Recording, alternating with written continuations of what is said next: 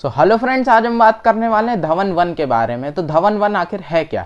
तो धवन 1 इंडिया में पहली बार ऐसा हुआ है कि इंडिया ने पहली बार किसी प्राइवेट स्पेस कंपनी ने अपना खुद का क्रायोजेनिक इंजन बनाया है। इससे पहले इंडिया के इसरो के पास क्रायोजेनिक इंजन था और हम लोग यूज़ भी कर चुके हैं GSLV में 2001 में, लेकिन इंडिया की प्राइवेट कंपनी के पास कोई भी क्रायोजेनिक इंजन नहीं था। अब क्रायोजेनिक इंजन बता देता हूँ क्या होता है। तो क्रायोजेनिक जैसे रॉकेट होते हैं, तो रॉकेट को अपलिफ्ट करने के लिए कोई ना कोई टेक्नोलॉजी यूज़ की जाती है। उन्हीं में से एक होती है क्रायोजेनिक स्पेस टेक्नोलॉजी। अब गिने चुने लोगों के पास ही, दुनिया में गिने चुने देशों के पास ही क्रायोजेनिक टेक्नोलॉजी है। उनमें से 6 देश है जिनके पास है। पहला है USA, China, India, France, Russia और जापान। वो मतलब कि गिने चुने देशों में तो इंडिया आता ही है, उसके भी प्राइवेट सेक्टर के पास ये टेक्नोलॉजी आना कितना प्राउड मूवमेंट है पूरे इंडिया के लिए और इंडिया के सिटीजन्स के लिए।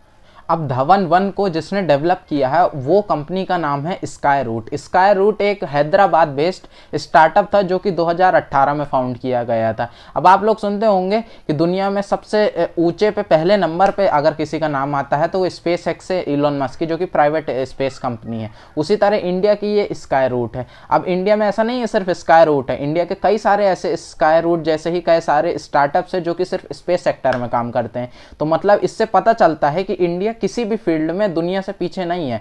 मतलब अच्छे अच्छे देशों के पास अपनी खुद की प्राइवेट कंपनी नहीं होती जो कि स्पेस सेक्टर में कुछ कर रही है, और इंडिया के पास कई सारे ऐसे कंपनीज है। भले अभी वो इतना ना कर पाई हो क्योंकि उनको टाइम ही नहीं हुआ, 1-2 साल 3 साल, बस इससे ज़्यादा किसी कंपनी को काम नहीं हुआ।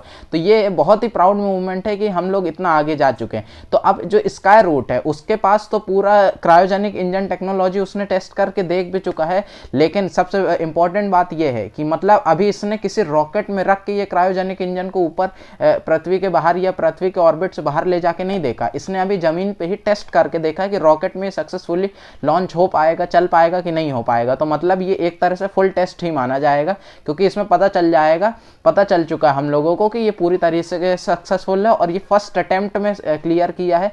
पहली बार में इसका टेस्ट सक्सेसफुल रहा है। ये बहुत ज़्यादा इंपॉर्टेंट हो जाता है हमारे लिए। स्काई रूट का पार्टिसिपेशन प्राइवेट सेक्टर में तब से और बढ़ गया जब लास्ट ईयर गवर्नमेंट ने कहा था कि प्राइवेट सेक्टर को ओपन कर दिया गया था, और काफ़ी प्राइवेट सारी कंपनीज थी, उन लोगों को आगे आने का मौका मिला था। काफ़ी सारी ऐसी चीज़ें थी जो कि प्राइवेट सेक्टर के बेनिफिट में काम करती थी, वो चीज़ को इनको बेनिफिट मिला और उसकी वजह से ये इतनी अच्छी फंडिंग जुटा पाए हैं। धवन 1 जो हमारा क्रायोजेनिक इंजन है, इसे बनाने में बहुत मेहनत लगी है स्काई रूट को। स्काई रूट के 20 rocket engineers day and night work कर रहे थे इसे बनाने के लिए पिछले 2 सालों से, तब जाके इसे सक्सेसफुली टेस्ट किया गया फर्स्ट अटेम्प्ट में। धवन 1 को बनाने में जो सामान लगा है उसमें से जो मटेरियल लगा है उसे सुपर एलॉय नाम दिया गया है, जिस मटेरियल को यूज़ किया गया। अब इस मटेरियल को यूज़ करने की वजह से, और इसको मैं बता दूं, जो हमारा धवन 1 है उसे 3D प्रिंट करके बनाया गया है, और सुपर एलॉय को यूज़ करने की वजह से, सुपर एलॉय जो मटेरियल है वो यूज़ किया गया है। सुपर एलॉय मटेरियल यूज़ करने की वजह से जो इसको बनाने का टाइम आता है, टाइम जो यूज़ होता है उसको 95% तक डिक्रीज कर दिया गया है। इसकी वजह से बहुत अच्छा ये होगा कि हम लोगों को आगे चल के कोई भी इंजन, इसका जो नेक्स्ट पार्ट आएगा, अपडेटेड पार्ट आएगा, वो बहुत ही अच्छा बनेगा और कम टाइम में बनेगा। इसको जो टेस्ट किया गया, इसके जो प्रोपल्शन एक यूनिट थी स्काई रूट की, वो नागपुर के अंदर है, वहाँ पर इसको टेस्ट किया गया और टोटली 20 सेकंड तक इस इंजन को चला के सक्सेसफुली देखा गया है। मेनली क्या देखा जाता था, जो हमारे क्रायोजेनिक इंजन होते थे जो दुनिया भर के देशों में बनते थे, उसमें जो फ्यूल यूज़ होता था तो उसमें लिक्विड ऑक्सीजन यूज़ होता था और लिक्विड हाइड्रोजन यूज़ होता था। अब ये इस वजह से यूज़ होता था क्योंकि अगर हम कोई भी फ्यूल को अगर हम गैसेस रूप में लेके जाएंगे तो बहुत ज़्यादा कंटेनर लगेगा, और गैसेस रूप में बहुत बड़े बड़े कंटेनर लगाने पड़ेंगे। तो क्या करते थे, उनको कंप्रेस करते थे और इतना ज़्यादा उनका टेम्परेचर डिक्रीज कर देते थे, मतलब कि -100 डिग्री, -200 डिग्री, इतना टेम्परेचर डिक्रीज कर देते थे कि वो लिक्विड फॉर्म में बन जाए ऑक्सीजन को, हाइड्रोजन को, और तब जाके उनको एक पर्टिकुलर स्पेसिफिक सिलेंडर बनता था उनका, उसमें जाके स्टोर करते थे। और इसकी वजह से क्या होता है, जो रॉकेट होता है हमारा स्पेस में ज़्यादा दूर तक जा सकता है और लंबे समय तक टिक सकता है। ये टेक्नोलॉजी यूज़ करी जाती थी। लेकिन स्काई रूट ने एक नई टेक्नोलॉजी यूज़ की। इसमें जो प्रपल्शन यूज़ हुआ, मतलब जो फ्यूल यूज़ हुआ, उसमें इन लोगों ने लिक्विड हाइड्रोजन की जगह लिक्विड नेचुरल गैस का यूज़ किया और लिक्विड ऑक्सीजन का यूज़ किया। इसमें क्या हुआ, ये एक फ्यूचर ऑफ द फ्यूल माना जा रहा है।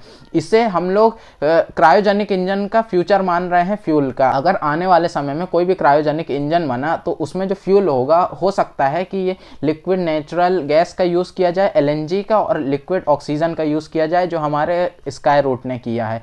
अब इसकी वजह से ये कॉस्ट इफेक्टिव बहुत ज़्यादा है और ग्रीन फ्यूल है, जिसकी वजह से इन्वायरमेंट को ज़्यादा डैमेज भी नहीं होगा। धवन 1 का नाम स्काई रूट ने बहुत ही फेमस रॉकेट साइंटिस्ट के नाम पर रखा है, जिनका नाम है सतीश धवन। ये इसरो में बहुत लंबे टाइम तक काम किए थे। अब अगर हम स्काई रूट के अचीवमेंट्स की बात करें कि इन लोगों ने क्या क्या अचीव किया, तो स्काई रूट ने बहुत सारे अपने रॉकेट्स बना रखे हैं, लॉन्चिंग व्हीकल्स बनाए रखे हैं। इन लोगों की पूरी एक सीरीज है जिनको इन लोगों ने नाम दिया है विक्रम लॉन्चिंग व्हीकल्स। लेकिन इसमें पूरी एक सीरीज है जिन पे अलग अलग रॉकेट्स है। अब मैं लॉन्चिंग व्हीकल का तो मतलब आपको इसरो वाली वीडियो में भी बता चुका हूँ कई बार कि लॉन्चिंग व्हीकल वो होता है कि मतलब कोई रॉकेट है, उसके अंदर कोई अगर हमारी सैटेलाइट रखी तो अर्थ से स्पेस तक ले जाने के लिए कोई भी ऐसा व्हीकल, इसे हम लोग लॉन्चिंग व्हीकल कहते हैं। ज़्यादातर इसरो के द्वारा ये टर्म यूज़ किया जाता है, तो हम लोग रॉकेट ही कह लेते हैं। तो इन लोगों ने पूरे उन रॉकेट का नाम दे रखा है विक्रम 1, विक्रम 2, विक्रम 3, इस तरह पूरे नाम दे रखा है। इनके रॉकेट्स की जो कैपेसिटी है वो अभी ज़्यादा नहीं है, जैसे 720 किलोग्राम तक का वजन ही इनके रॉकेट्स लेके स्पेस में जा सकते हैं।